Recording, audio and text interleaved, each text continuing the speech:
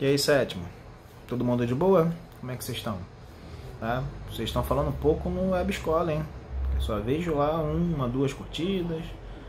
Vamos responder isso aí. Quero saber se vocês estão acompanhando as aulas direitinho, tá? Porque quando a gente voltar à aula de verdade, maluco, a aula tá rolando. Como é que tá? Quero saber se vocês estão aprendendo ou não, né? Seguinte, semana passada eu botei para vocês 2 vídeos da evolução da nossa cidade, da urbanização da nossa cidade, maneira da gente ficar mais descontraído em relação ao conteúdo. Então hoje esse vídeo eu estou botando para vocês de fato a matéria. Então a gente viu naquela evolução que veio os barquinhos, aí depois tem umas guerras, sabe? A cidade começa a crescer devagarzinho, né? Até ser a grande cidade que a gente é hoje, o Rio de Janeiro. Então o que acontece? Vamos pensar, isso é muita história, a gente tem que pensar muito na história, a gente já sabe da colonização brasileira e que a nossa cidade, ela é bem antiga, é uma cidade do começo do nosso país. Então ela passou por várias etapas, várias ampliações, reduções, mudanças. Lembra que a paisagem ela está sempre mudando e a cidade também vai fazer isso? Então o que eu tenho que pensar logo de cara? Que a atividade econômica portuguesa aqui no Brasil, o extrativismo, retirada do pau-brasil, mostrou que a terra poderia ser utilizada para fins comerciais. Aí os caras começaram a plantar. Aí vem o ciclo da cana, vem o ciclo do café, escravos, vai moldando a sociedade de uma maneira que desenvolve o nosso terreno. Só que, enquanto éramos dependentes de Portugal, né, colônia de Portugal, o território daqui era destinado para uma atividade econômica que está enriquecendo Portugal. Então os caras não se preocupavam tanto com a qualidade de vida da população, como é que as pessoas vivem aqui. Tudo uma fazenda com escravos. Pô, isso é bem complicado de você ver um desenvolvimento assim. A galera está querendo enriquecer Portugal, não quero enriquecer aqui, então a gente não vai ter preocupação. Fazer uma escola maneira, fazer rodovias, fazer estrada, nada disso. Estamos respeitando o desejo de Portugal, que é criar essa atividade econômica aqui. Então, vamos pensar logo de cara que a formação da nossa cidade está associada a essa atividade econômica. Então, o nosso começo, aqui, o Rio de Janeiro funcionava como um porto para receber e enviar para Portugal uma base financeira. A gente vai ter alguns bancos, como o CCBB, o Banco do Brasil, que hoje é um centro cultural, um dos bancos mais antigos do Brasil. E organização política, controle, a força da coroa portuguesa aqui. Então, basicamente, o nosso centro, a cidade mesmo do Rio de Janeiro, que era muito pequena na época, bem diferente de hoje, só servia para esses interesses de Portugal. A questão financeira, né, a troca comercial, chegada e envio de produtos, né, pelo porto, e o controle pelo governo. Então a cidade era pequena, não tinha tanta gente, crescia-se mais para as fazendas. Então, por exemplo, quem mora perto da Penha, a Penha era uma fazenda que produzia laranja, produzia cana, sabe? E hoje é bairro. O que aconteceu? Por que a gente mudou tanto assim? Aí a gente tem que pensar em alguns aspectos. Por exemplo, eu estou aqui na página 232, está mostrando aqui ocupação, informação e organização das cidades. Segundo parágrafo, não, na verdade o finalzinho do primeiro. As fases presentes nos países subdesenvolvidos são agrária exportadora, fase inicial, fase 1, aliado ao processo de industrialização, fase 2, e urbanização após a Segunda Guerra Mundial, fase 3. 3 fases. Eu estava falando aí de Portugal, é a fase 1. É a fase que a cidade não está se formando de verdade. Ela está servindo para os interesses da atividade rural da metrópole portuguesa. Então, rapaziada, se isso formou a base da população, quando que isso começa a urbanizar e virar uma cidade para as pessoas morarem? Quando o tipo de trabalho rural muda. O agroexportador que está aqui dependia da produção manual, porque a gente não tinha tecnologia no campo. quando eu penso numa fazenda de, sei lá, tem uma fazenda de 10 quilômetros, grande, fazenda legal. Essa fazenda precisa de muita gente para trabalhar. Então as pessoas viviam na fazenda, os escravos, os colonos, dependendo da época que a gente está falando, ocupava-se, vivia-se na fazenda. Quando essa fazenda passou a não necessitar mais de tanta gente, porque ela começou a investir em máquinas, em tratores, em colheitadeiras, ceifadeiras, a necessidade dessa população nas fazendas reduziu. E isso no Brasil ocorre num período virada do século XIX para o século XX, 1800 para 1900. Quando chega o século XX aqui, Estados Unidos, Inglaterra, geral, os países desenvolvidos já estão se industrializando, o Fordismo já está acontecendo, lembra daquela produção em massa? Isso então está transformando a produção. Só que no Brasil isso não chega, só vai chegar depois da Segunda Guerra Mundial. Então o que acontece? Durante o processo da primeira metade do século XX, as cidades ainda são muito rurais, são muito ligadas à produção rural. Então, só quando a gente tem essa passagem para a segunda metade, que a indústria vem com força aqui para o Brasil. E aí, o trabalhador que estava no espaço rural, ele migra, ele faz uma fuga, porque ele está perdendo o emprego, não pode mais trabalhar na fazenda, porque a fazenda hoje usa um trator, para a cidade. E aí, na cidade, a presença da indústria, começando principalmente em São Paulo e no Rio de Janeiro, cria uma nova expectativa, uma nova esperança de trabalho. E aí surgem os primeiros centros urbanos e industriais. Os parques industriais começam a ser investidos, principalmente no Brasil com o presidente Getúlio Vargas, que começa a investir bastante na indústria de base brasileira, metalurgia, mineração. Essa indústria em Volta Redonda, no ABC Paulista, são regiões específicas de parques industriais para servir a essa novidade no Brasil. E a partir daí as cidades começam a atrair bastante gente. Eu vou dar um exemplo para vocês agora de uma mudança, porque aqui na cidade do Rio de Janeiro a gente tem uns nomes bem famosos. Ó, Norte Shopping, Bangu Shopping, o Carioca Shopping, Via Brasil, o Norte Shopping, falei? Nova América, Norte Shopping, sempre confundo os dois. Todos foram ex-fábricas. O Norte Shopping não, desculpa, o Nova América. Você anda, tem uma parte dele que tem até um museuzinho lá, mostrando a fábrica que tinha. Era uma fábrica de tecidos de jeans. Uma parte dela fabricava fraldas. Você fala, pô, a fábrica tá ali? Não. Hoje é um shopping.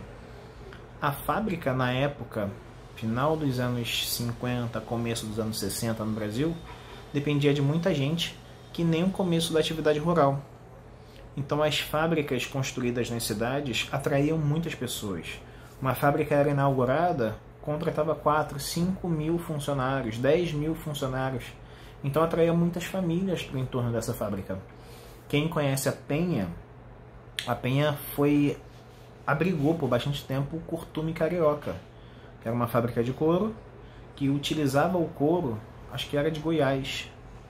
Os bois eram mortos em Goiás e o couro vinha para cá, porque aqui que tinha gente para trabalhar.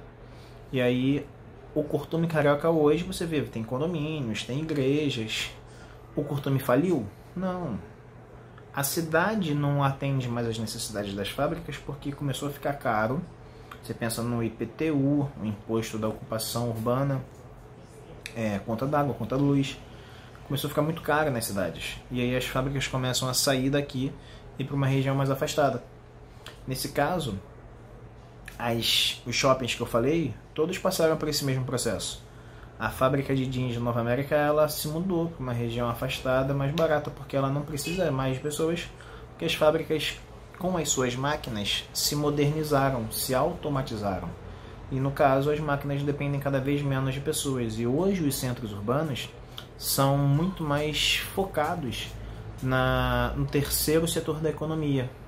O primário, atividades rurais, atividades de extrativismo. Secundário, indústria, construção. O terciário é prestação de serviços, o comércio, né? E isso é o que tem hoje no centro urbano. Você vê um shopping carioca, por exemplo, um shopping Nova América, você vê as lojas, terceiro setor da economia, comércio, os serviços, normalmente os shoppings hoje tem aquela torre que você vai ver dentista, você vai ver clínica, advocacia, várias atividades que ocupam os escritórios desse prédio, tá? Então, esse processo, pensa lá, primeira fase, agrário, segunda, comércio e industrialização, terceira, urbanização, respeita muito essa evolução técnica da mão de obra, do trabalho. E aí a indústria, quando ela passa a se modernizar, ela passa a não necessitar também da mão de obra, e aí ela percebe que a cidade é cara para ela, e sai. Poucas fábricas permaneceram nos centros urbanos, beleza? E aí olha aqui embaixo, ó. Embaixo dessa imagenzinha, calma lá, ó. Cidade do Rio de Janeiro, aproximadamente 1889. Tu vê lá a Baía de Guanabara no fundo, e a cidade muito pequenininha ainda no centro da cidade hoje. Só tem prédio enorme. Podemos dizer que o processo de urbanização tem raízes no nosso período colonial, mas só começou a se consolidar na virada do século XIX para o século XX, que eu falei para vocês, chegando em seu ápice a partir da segunda metade do século XX, atrelado ao processo de industrialização. Tá vendo que eu não estou inventando? A instalação de indústrias nas cidades aqueceu, e fomentou, aqueceu o êxodo rural, a galera saindo das fazendas, porque a fazenda também está se modernizando, pois se tornou atrativo em relação aos empregos. A cidade de São Paulo e Rio de Janeiro já concentravam cerca de 60% da produção industrial na década de 1930. Por esse motivo, foram as que mais cresceram, mais atraíram pessoas migrantes internos do Brasil. O governo brasileiro, no período entre as duas guerras mundiais, implantou programas visando a expansão industrial, de ampliação da rede nacional de transportes e de fontes de energia que atendessem às necessidades da produção industrial. Essas ações configuraram o espaço geográfico brasileiro, acentuando os processos de urbanização e industrialização. É o processo, por exemplo, quando a gente aumentou a rodovia Dutra, a Via Dutra, que liga Rio de Janeiro a São Paulo. E no eixo dela você vê muitas indústrias crescendo, construindo, se fomentando, né? Crescendo para a produção industrial nessa região e que abastece o nosso mercado. Agora você pensa que esse tipo de produção ele depende de matéria-prima, e o Brasil tem bastante matéria-prima. Então, para nós é barato a produção industrial, porque a gente tem matéria-prima, a gente comprou os bens de produção, sexto ano, hein? Bens de produção, as máquinas, para a fabricação, desenvolver nossas tecnologias, aumentando a nossa produção industrial, tá? Virando a página aqui, ó. Primeiro parágrafo da página. O fortalecimento do setor industrial contribuiu para que o processo de urbanização se intensificasse após a década de 40. Com o crescimento urbano foi acelerado, muitas cidades não se planejaram para receber um número significativo de habitantes, fazendo com que problemas ambientais urbanos aumentassem consideravelmente. Aí, gente, vamos pensar, por exemplo, a nossa cidade. A nossa cidade não tem um planejamento muito bom. Ela cresceu espontaneamente. Quando as cidades crescem assim, vários problemas podem acontecer.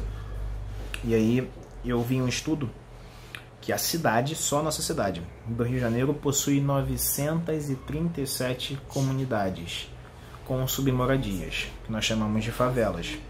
São 937 comunidades e 48 bairros. Tem muito mais comunidade sem planejamento do que bairro planejado. E dentro dos próprios bairros planejados, não tem uma organização urbana muito boa. Você vê aqui no Rio de Janeiro, a gente tem muito engarrafamento quando a Avenida Brasil tem problema. A linha amarela é uma das únicas vias que ligam a região da Zona Oeste com o aeroporto da Zona Norte. Então a nossa cidade ela não tem uma mobilidade urbana muito boa.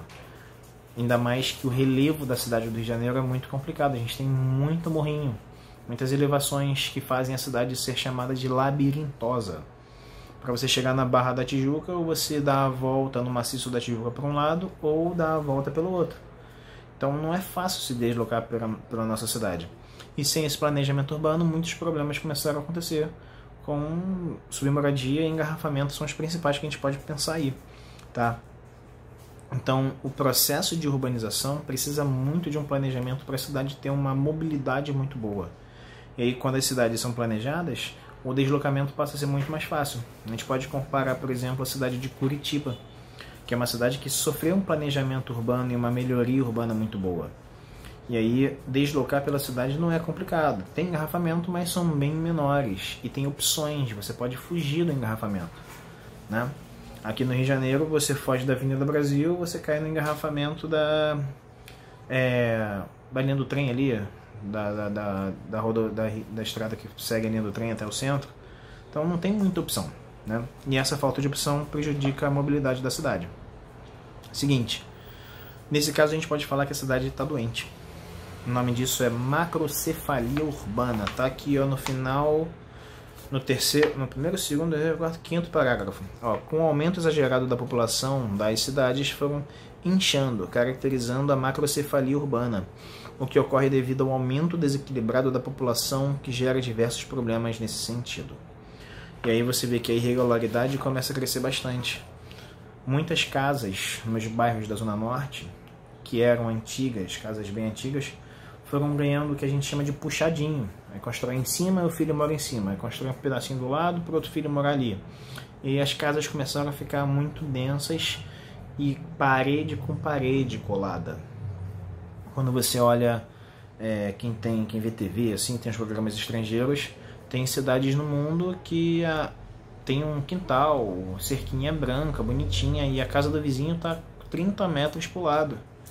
A cidade não permitiu que houvesse uma macrocefalia. Ela cresceu em outras direções, não cresceu para cima, verticalizou, macrocefalou, botou todo mundo perto um do outro, não. Agora na cidade do Rio de Janeiro a gente tem esse processo de macrocefalia.